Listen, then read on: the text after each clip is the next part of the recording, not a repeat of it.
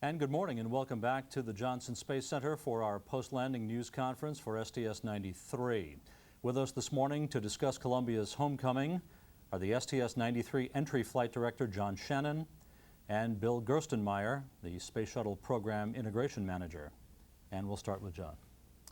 Well, thank you, Rob. Rob just handed me a piece of paper that says this was our 8th consecutive flight in which we landed at KSC on the first opportunity, and really that's just a testament to the luck we've had recently with the weather on landing days. And again, that held today for us, just as the forecasters predicted. It was a beautiful day at the Cape, absolutely clear, very little wind. There were some thunderstorms we were looking at to the west of the shuttle landing facility early on. Those all cleared out, and it was really a no issues entry all the way down. The crew executed it perfectly. Eileen landed right on speed, right where we predicted on the runway, and as you saw by the beautiful video, it was an excellent landing. So we really had no issues, and it was a great end to a great flight. Thanks, John. Bill? For me, STS-93 was really an outstanding mission. It was really a pleasure to see the hard work of all the individuals that worked on this flight, especially the payloads people. They worked really hard with the Chandra payload, getting it ready to fly. There were lots of problems in the Chandra preparation area, in the IUS problems we had, etc. And it really took a lot of dedication and a lot of hard work for them to get the Chandra spacecraft ready to go fly. And it was really a pleasure to see it finally get deployed and to see it up in orbit. That's really great.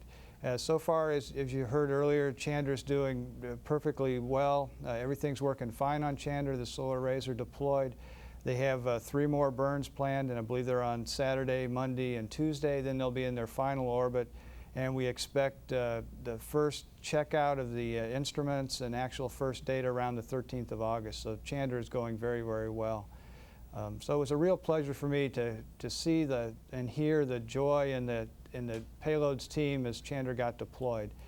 The remainder of the flight were a lot of secondary payloads, Simplex, MSX, Swiss, CGBA, just a large number of small payloads. And all of these payloads worked very well. We were able to do an IFM in flight to remove or to provide power to a payload that we previously thought we would have to launch and keep unpowered in flight. We were able to have the crew remove a connector and then provide power to that to provide some cooling to the payload to give them a better science return on the ground. Also, some of the CGBA experiments, some of the aphids and ladybug experiments, those were also very interesting. That data was put out on the web for high school students to actually count ladybugs and compare those against the ladybugs that they had in their own classrooms to get some comparison and to kind of learn how the scientific method works and to compare data. And that's also a very positive thing to encourage students about science and get them involved in spaceflight. And even on the same web page, there was data about the shuttle operations. There was a mid-deck video available to them. So they not only got to see the science experiments that they were participating in, but they also got a feel for what it takes for us to put together a shuttle mission. And I think that's important for the students to see that. In terms of Columbia, the hardware performed very well. This flight, there were very few anomalies throughout the flight compared to our recent history. Very good, except some of the anomalies were fairly significant, or were very significant compared to what we've seen in the past. The bus short that we saw during ascent, I would consider a significant anomaly that we really have to look at in depth.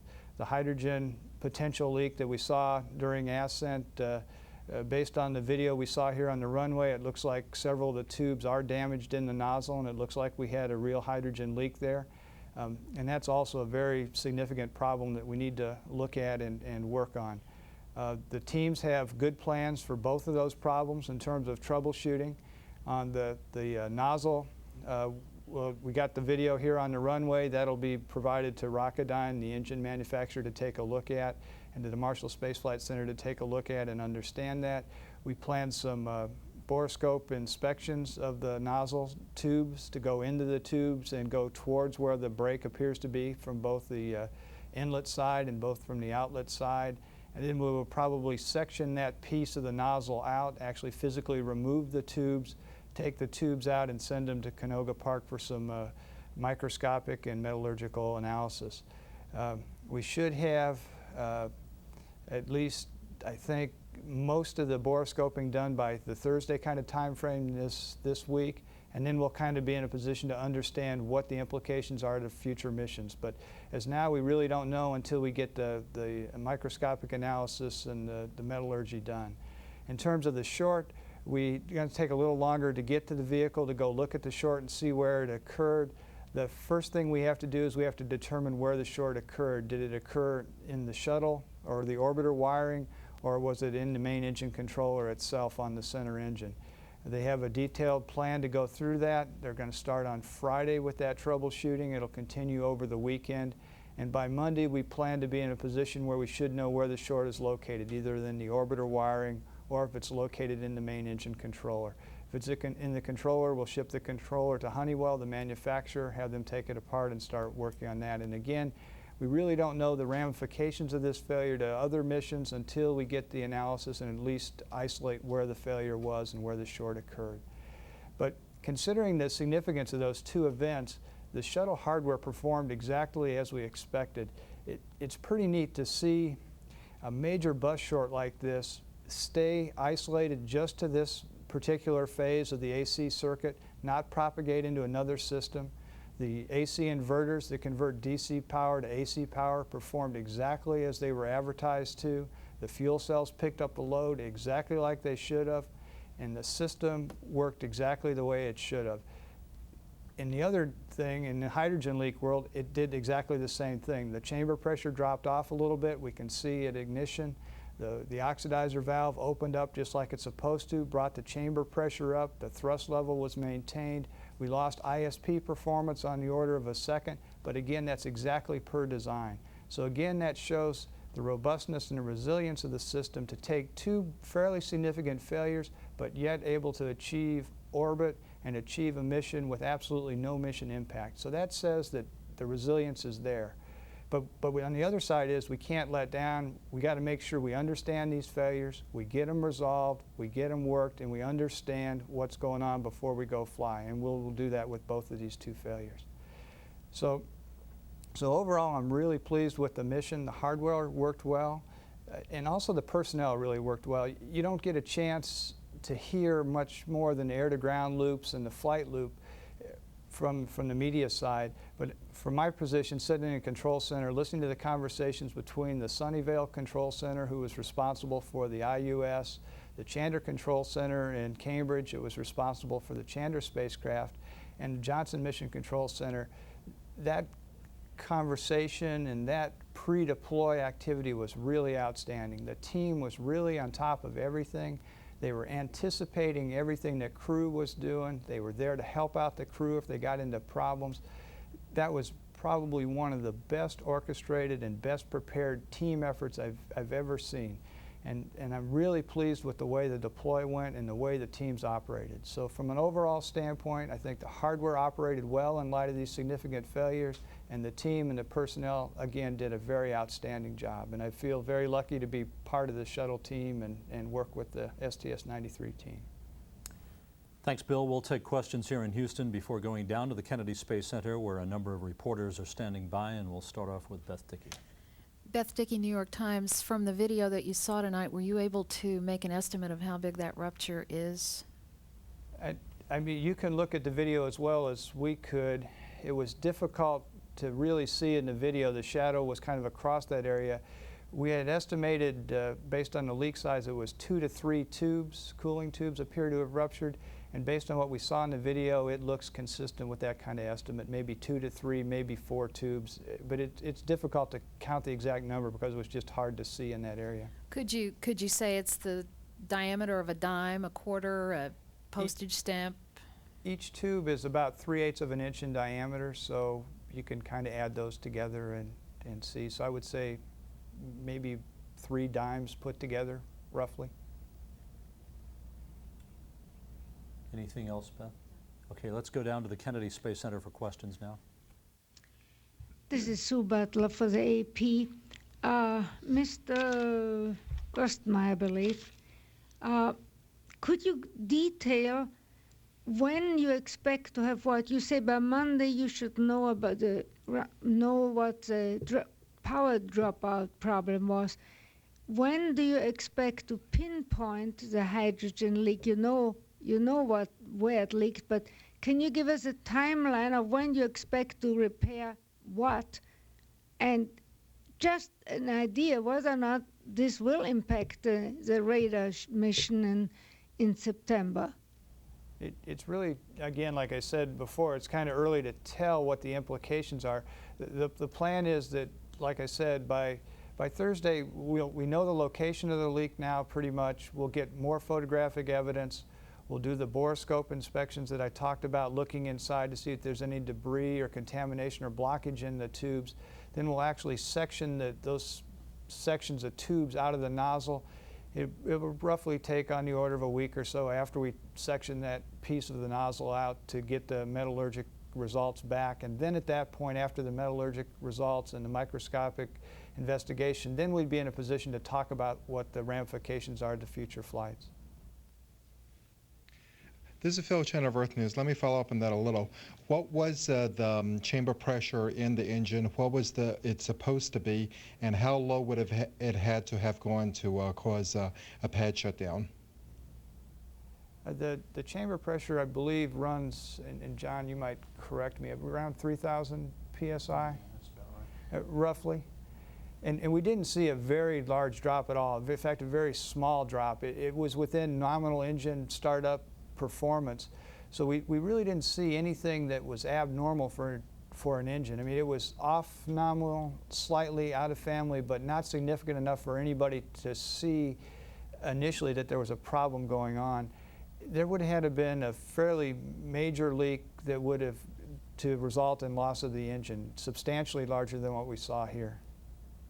Okay, let's try this. How much how much more of a leak would have been required to do a shutdown or hit the red line limit or anything like that? Can you quantify that in any way? Yep. Phil, I can probably help on that one. We have,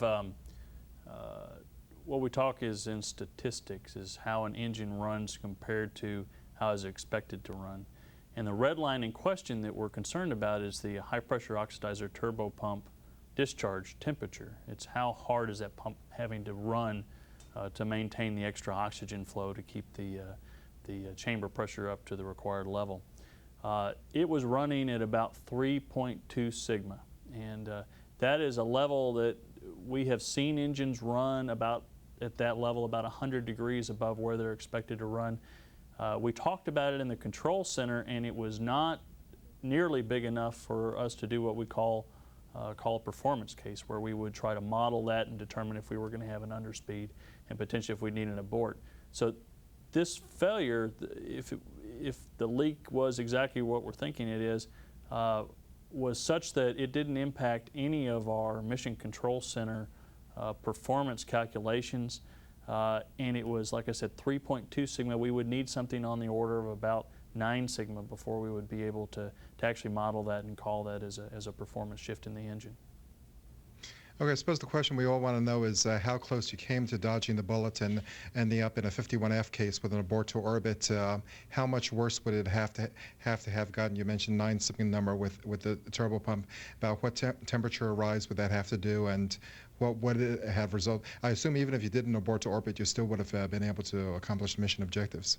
I would say it would have to have been much worse, and I'd leave it at that. It would have to be on the order of another 150, 200 degrees in the discharge temperature for us to be able to model it, to be able to see it well enough to decide that yes, this was an engine that did have a performance problem, and it might affect our performance enough to where we would have to do an ATO abort. We were well away from that boundary. And for the NIH payload, we had been told pre-mission that because of the problems, they'd only be able to get about 5% of their science. So with the IFM, you did any way to put a number on how much of that science they were able to recover versus what they had planned? Yeah, where we were when we flew them totally unpowered with the launch scrub that occurred, they really didn't expect to get very little science return on the order of 1% or so. By performing the IFM, we were able to get them back to their 5 to 10% science that we had originally promised them. So by doing the IFM and providing cooling to them, we got back to the original amount that we had promised before the scrub occurred. Jerry Hannafin, Time Magazine. I'm curious, I'd like to know at what point in altitude the space plane becomes an airplane and subject to air traffic control and the FAA. Is there such a point when the shuttle goes through 40,000 to 30,000, he's really down on crossing airways? How do you coordinate this with ATC, FAA? Sure, I can take that one. NASA, the site around Kennedy Space Center, as well as around the Dryden Flight Research Center, where we'll land, what we call Edwards Air Force Base, is NASA-controlled airspace. And the shuttle stays within that controlled airspace all the time. You may hear during some launches that we will have different FAA groups or the range safety people looking out for aircraft that would intrude upon our airspace. And we warn them out. We put NOTAMs out to airmen that they need to stay out of that airspace. We do work with the FAA on every launch and landing. We send weather reconnaissance aircraft out to look at all the different weather phenomenon out there that we might be interested in. Sometimes that's far enough away where we'll have to work with the Miami Air Traffic Control or Orlando Air Traffic Control. And our NASA folks are able to work directly with them, just like any ATC center, to get clearance for our weather aircraft to go out there. But the shuttle does not enter that airspace. Does the shuttle have a, when it becomes an airplane, does it have a call sign to signal the FAA that it's very high-speed, big machine? Not that I'm aware of. Okay, thanks. Mark Carreau from the Houston Chronicle for Bill Gerstenmaier. Just a couple questions on the nozzle. Could you use your practice eye and describe where in the nozzle you see the anomaly from the pictures? I'm just trying to get an accurate description of where exactly you're looking at with your inquiry. I guess from the video we saw and you saw, if you look at the engine, it's at about the 9 o'clock position with 12 o'clock starting at the top. It's in the right-hand engine, and it's about 2 feet back from the end of the nozzle is roughly where we saw the problem. And that's kind of my guessing from what I saw in the video, but that's pretty much where we think it is. Just a quick follow-up. I wonder if in any analysis you've done so far you recalculated the leak rate, and you can give us some idea that's more accurate than you had Saturday, or? I think it's basically the same leak rate that you heard on Saturday. Everything we've seen is consistent with about a 5 pound per second hydrogen leak. I think the other thing that's significant is the leak appeared to start soon after the engine got up to pressure, or as soon as it started, and it maintained that same leak rate essentially all the way through ascent. So it didn't increase, it didn't decrease, it stayed pretty much stable. So that says basically it opened up sometime right after start or during part of the start transient, and then it stayed there for that entire time. And the 5 pounds a second is as good a number as we have. It's a number we've been carrying consistent throughout all our analysis so far. Dan Billow from WESH TV with a couple of quick questions for Bill and then one for John. Bill, I take it you are, this almost goes without saying, but I take it you are confirming that there was indeed a leak of hydrogen during ascent. And secondly, looking at the video myself, it seemed to me pretty clear that there seemed to be some sort of vapor associated with it on the runway this morning as it was sitting there on the runway, which is puzzling because obviously that engine hasn't been used in 5 days. Did you see that? Can you explain it? Yeah, we saw the same phenomena in the video that you did, and I think that may be just some heat waves coming up from either the runway or from the body flap, or maybe even from the lower portion of the engine bell. If you remember, on the bottom of the engine bells, we've been putting some putty or RTV on there because sometimes the end of the engines get hot during entry. So there may have been some localized heating of the bell in that region. We were just seeing some heat waves coming up from that heating. I doubt very seriously that we saw anything venting out of that hole. All the valves were closed. That's been isolated and evacuated in space.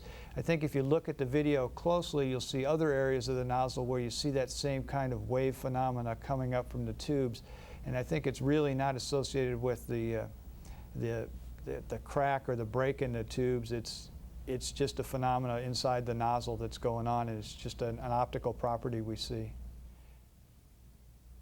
And again, you are saying definitely there was a leak.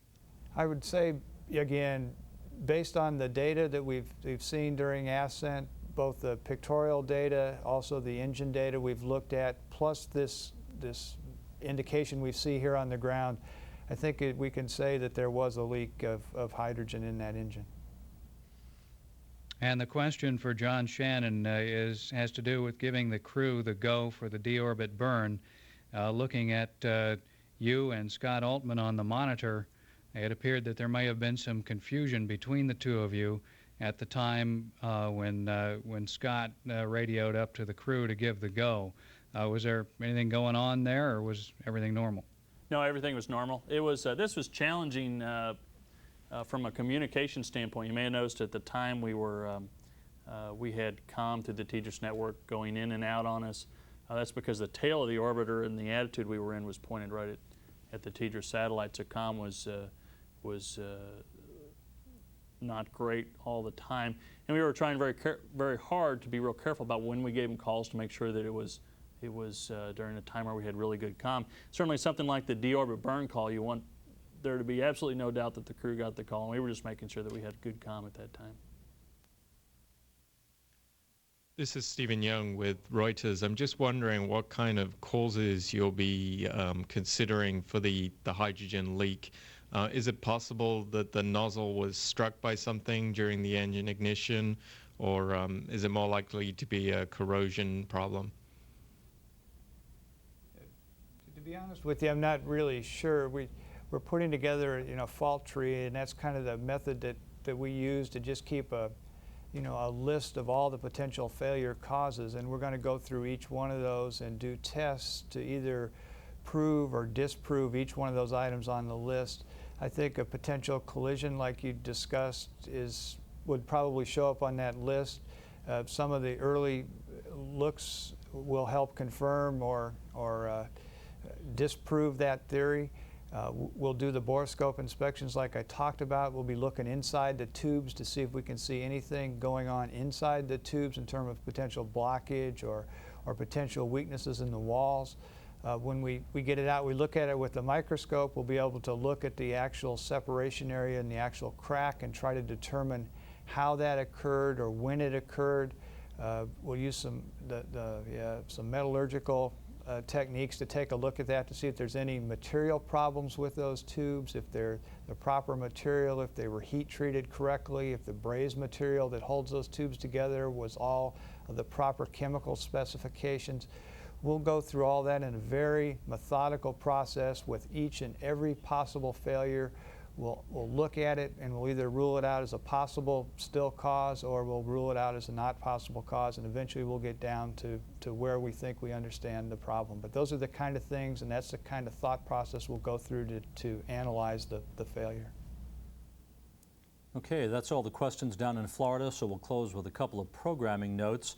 The astronauts' post-landing news conference down at the Kennedy Space Center is set for about 4:20 a.m. Central Time, 5:20 a.m. Eastern Time. That will be broadcast live on NASA television.